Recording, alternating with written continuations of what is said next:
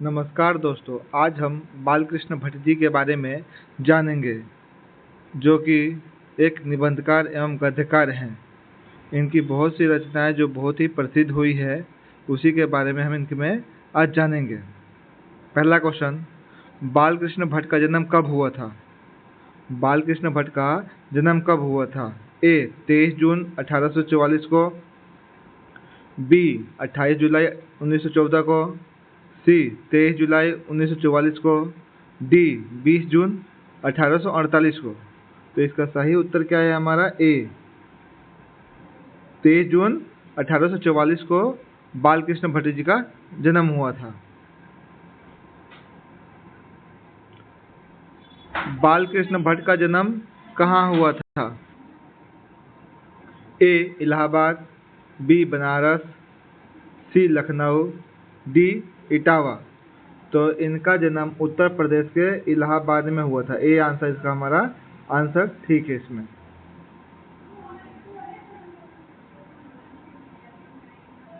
बालकृष्ण भट्ट के पिता का क्या नाम था?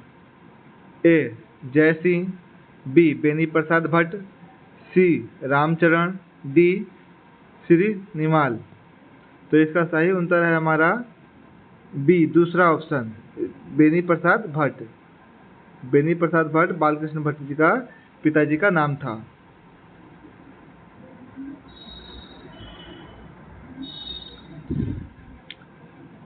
बालकृष्ण भट्ट ने किस पत्रिका को निकाला? जो बालकृष्ण भट्ट ने है, इन्होंने किस पत्रिका को निकाला? तो ए हमारा कवि वचन सुधा, बी हिंदी प्रदीप, सी हिंदी सभा, डी वनिता। तो इसका सही उत्तर है हमारा बी हिंदी प्रदीप। क्या है? यह हिंदी प्रदीप है, जो कि प्रयागराज, किससे? प्रयागराज से इन्होंने यह पत्रिका निकाली थी। यह पत्रिका भारतेंदु जी की आग्रह पर इन्होंने प्रयागराज से यह पत्रिका निकालनी शुरू की थी, और यह पत्रिका 33 वर्षों तक इन्होंने यह पत्रिका चलाया था। बालकृष्ण भट्ट ने कब पत्रिका निकाली? अब इसमें पूछ रहा है जो हमारी हिंदी प्रदीप पत्रिका थी वह कब निकाली थी। जो हमारी हिंदी प्रदीप थी, हिंदी प्रदीप पत्रिका, वह कब निकाली थी इन्होंने? ए 1877 में, बी 1881 में, सी 1888 में, या डी 1914 में। तो इसका सही उत्तर है हमारा ए 1877 ईस्वी में इन्होंने यह हिंदी प्रदीप पत्रिका निकाली थी। लाला श्रीनिवास दास की किस रचना की आलोचना बालकृष्ण भट्ट ने की है? लाला श्रीनिवास दास की एक रचना है जिसपे बालकृष्ण भट्ट ने उनकी कठोर आलोचना की है। तो ए हमारा परीक्षा गुरु, बी प्रहलाद चरित्र, सी संयोगिता स्वयंवर, डी तप्ता संवर्ता। ये चारों के चारों हमारे लाला श्रीनिवास दास की रचना है, जिसपे बालकृष्ण भट्ट जी ने संयोगिता स्वयंवर पर, सी हमारा आंसर, संयोगिता स्वयंवर पर इन्होंने क्या किया था? इन्होंने आलोचना किया था।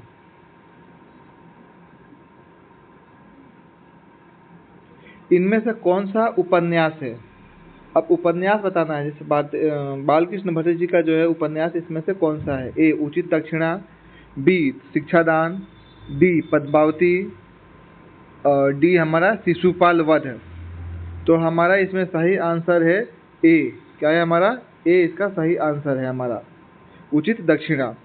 बाकी हमारा बी सी डी ये हमारे बालकृष्ण भट्ट जी का ही निबंध है। शिक्षादान, पद्मावती और शिशुपाल वध है, यह इनकी नाटक है।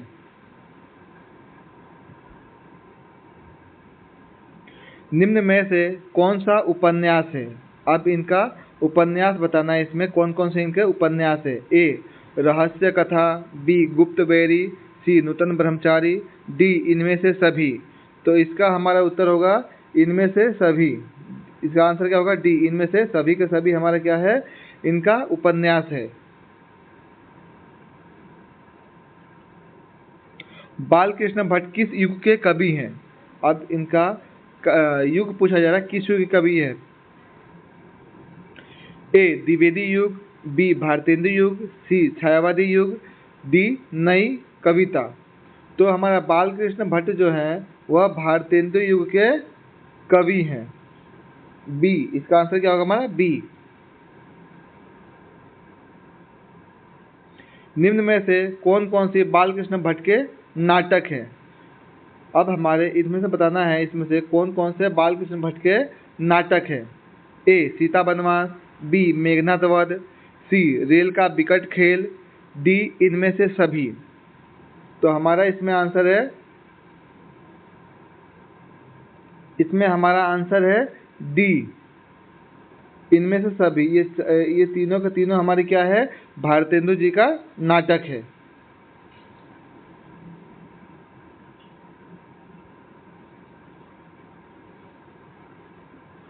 बालकृष्ण भट्ट कैसे कवि हैं? यह एक कविताकार हैं, कहानीकार हैं, आलोचनाकार है या गद्यकार है? तो यह एक हमारे गद्यकार कवि, कैसे हैं? गद्यकार कवि हैं। इसका डी आंसर है।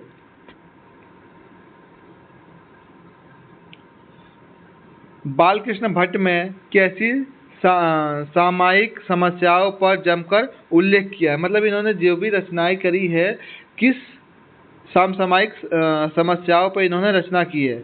ए, बाल विवाह, स्त्री शिक्षा, बी, राजा प्रजा अंग्रेजी शिक्षा, सी, देश सेवा अंधविश्वास, डी, इनमें से सभी। तो इसका हमारा आंसर है डी, इसमें से सभी। बालकृष्ण भट्ट जी ने इन सभी पे इन्होंने रचनाएं करी है। ये सब इनका क्या है? समाज की कुरीतियों के प्रति इन्होंने आवाज उठाया है। अगला क्वेश्चन, 4 से अधिक व्यक्तियों के बीच बातचीत को क्या कहा जाता है? 4 से अधिक व्यक्तियों के बीच बातचीत को क्या कहा जाता है? ए, प्रेम पूर्वक बातचीत, बी, हंसी मजाक, सी, राम रमौल, डी, लड़ाई। तो इसका सही उत्तर है हमारा सी, राम रमौल कहा जाता है। 4 से अधिक व्यक्तियों के बीच में जो बातचीत होती है उसको राम रमौल कहा जाता है।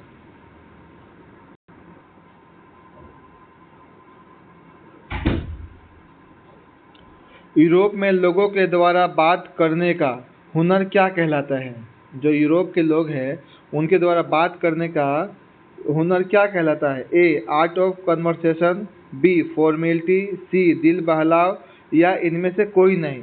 तो हमारा सही उत्तर है ए, आर्ट ऑफ कन्वेंशन। बातचीत की विधा कैसी है? मतलब जो बातचीत पार्ट है, जो हमारा निबंध है, वह कैसी विधा है? तो ये हमारा ए, नाटक, बी, निबंध, सी, कहानी, डी, उपन्यास। तो हमारा इसका सही आंसर है बी, निबंध है। जो बातचीत की विधा क्या है? निबंध है। निबंध कितने प्रकार के होते हैं? ए, 4 प्रकार के, बी, 3 प्रकार के, सी, 6 प्रकार के, डी, 8 प्रकार के। जो निबंध होते हैं हमारे 4 प्रकार के होते हैं। इसका ए आंसर सही है। हिंदी साहित्य में उनका योगदान क्या है?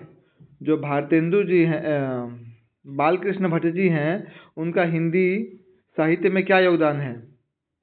समाज को नई दिशा देना, बी, समाज में बुराई फैलाना, सी, समाज में निबंध लेखन, डी, किसी को जागरूक न करना। तो इसका सही उत्तर है हमारा ए, समाज को नई दिशा प्रदान करना। इनकी भाषा शैली कैसी थी? जो बालकृष्ण भट्ट है, इनकी भाषा शैली कैसी थी? सरल और व्यवहारिक, लोक व्यवहार, प्रभावशाली, इस उपयुक्त सभी। तो इसमें हमारा क्या है? इसमें से सभी के सभी इनकी भाषा शैली में देखी जाती है।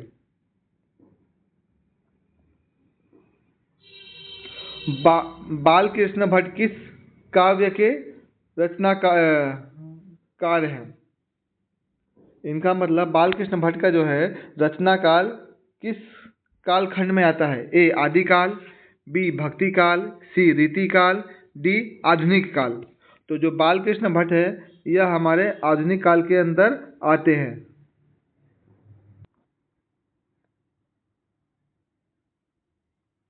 बातचीत की साहित्यिक विधा की रचना क्या है?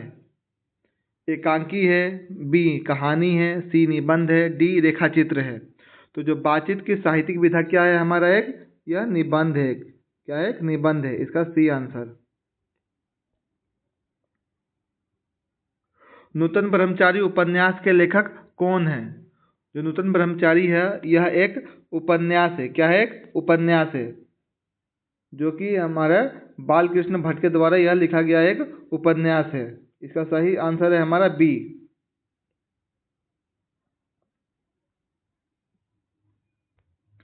मनुष्य गुण दोष कब प्रकट होता है? जो मनुष्य का गुण दोष है, मतलब मनुष्य में क्या गुण है और क्या दोष है, यह कब प्रकट होता है? जब वह हंसता है, जब वह बोलता है, जब मौन रहता है, इनमें से सभी। तो जब वह बोलता है, क्या आंसर होगा?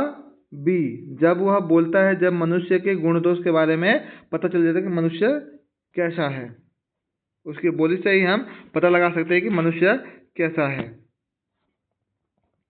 बातचीत शीर्षक निबंध के निबंधकार कौन है? बातचीत शीर्षक के निबंधकार कौन है?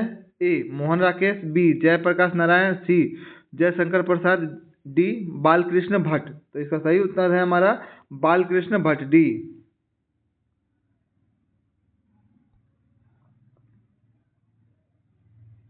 बातचीत के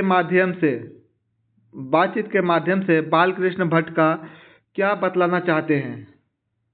बातचीत जो हमारा एक विधा है, जो निबंध है, उसमें बालकृष्ण भट्ट क्या बतलाना चाहते हैं?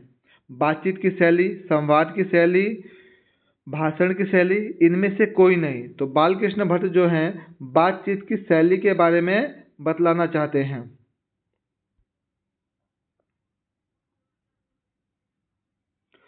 बालकृष्ण भट्ट किस युग के रचनाकार हैं? ए भारतेंदु युग, बी द्विवेदी युग, सी छायावाद युग, डी प्रेमचंद्र युग। तो जो बालकृष्ण भट्ट है ये हमारे भारतेंदु युग के कवि हैं। इसका आंसर हमारा ए। बालकृष्ण भट्ट ने किस पत्रिका का संपादन किया था?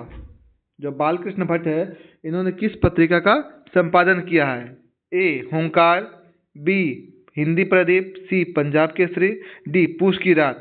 तो जो बालकृष्ण भट्ट है इन्होंने हिंदी प्रदीप की रचना किया है, एक मासिक पत्रिका। क्या ये हमारा मासिक पत्रिका है, जो कि 1877 में हिंदी वर्धनी सभा प्रयागराज से यह निकलती है।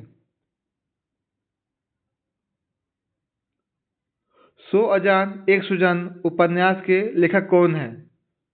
सो अजान एक सुजान यह एक उपन्यास है और इसके राइटर पूछ रहे हैं।